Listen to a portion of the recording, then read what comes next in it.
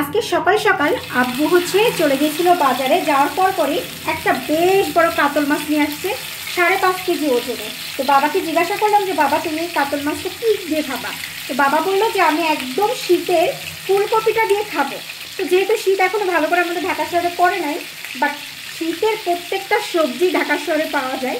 তো বাবা যেহেতু বলছে, তো একদম সকাল সকাল ফুলকপি, বড় একটা কাতল মাছ নিয়ে আসছে। এখন এইগুলাকে সুন্দর করে কড়া করে ভেজে দেন ফুলকপিতে রান্না করবো। আর এখানে একটা কথা বলি, যেহেতু মাছটা অনেক বড়, এই জন্য এখানে একটু ছোট ছোট পিস করে কাটা হয়েছে। আমার মাছটা খুব ভালো করে কড়া করে ভাজা কমপ্লিট হয়ে গেছে।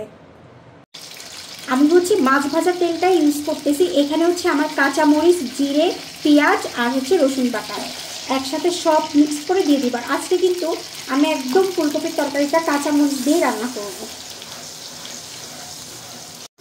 শীতকালে তরকারির ভিতরে কিন্তু কাঁচামরিচ দিয়ে যখন তরকারিটা রান্না করা হয় তখন অনেক বেশি মজা লাগে। শুকনো মরিচের হিসাবটা একটু অন্যরকম, বাট আমার কাছে কেন জানি না কাঁচামরিচের তরকারিটার স্বাদ বেশি লাগে, স্পেশালি শীতের সময় শীতের সবজির সাথে।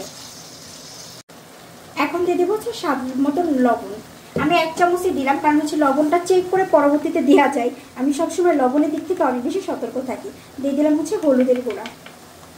এখন এটাকে 2-3 মিনিট খুব ভালো করে কষাই নেব মশলাটা। আবার মশলা কষানো কমপ্লিট হয়ে গেছে। এখন আলু আর ফুলকপিটা দিয়ে দেবো। আর ফুলকপিটা একদম গোটা গোটা করে খুব সুন্দর করে আমার আম্মু কুটে দিচ্ছে। আম্মু ম্যাক্সিমাম সময় কোটাকাটি করে, আর আমি রান্নাবাড়া করি। আবার আমি কোটাকাটি করি, আম্মু রান্নাবাড়া করে। দেখা যায় এভাবে সংসারের প্রত্যেকটা কাজ যদি শেয়ার করে করি না, তাহলে দেখা যায় আম্মুরও বেশি কষ্ট হবে না, আমারও বেশি কষ্ট হবে না। এই বন্ডিংটা আমাদের অনেক বেশি ভালো।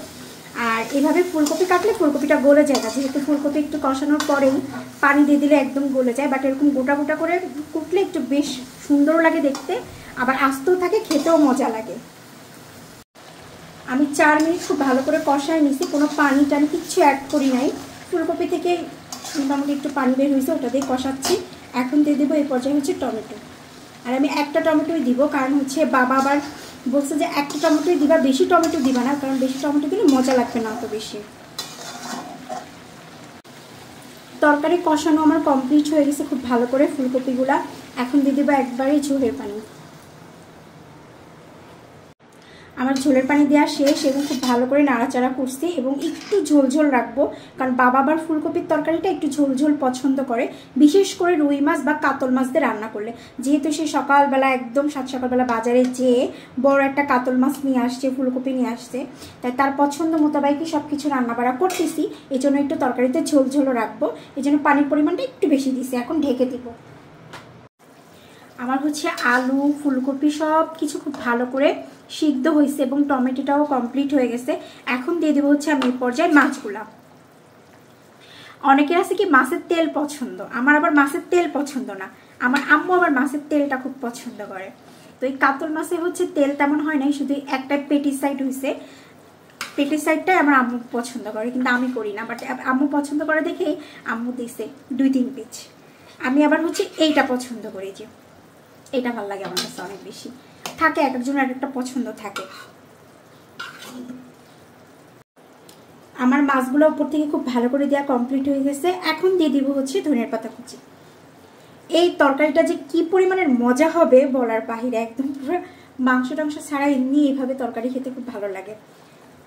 আজকে তো আমার বাবা পুরো হ্যাপি হয়ে যাবে, যে যেরকম বলছে বাবা সেম ওইভাবেই আমি রান্নাবাড়া করছি। আর আমি 5টা মিনিট খুব ভালো করে জাল দিব, যেহেতু মাছটা আমি মাত্রই দিলাম, ধনিয়ার পাতাও দিলাম, এই জন্য 5টা মিনিট খুব ভালো করে জাল হোক।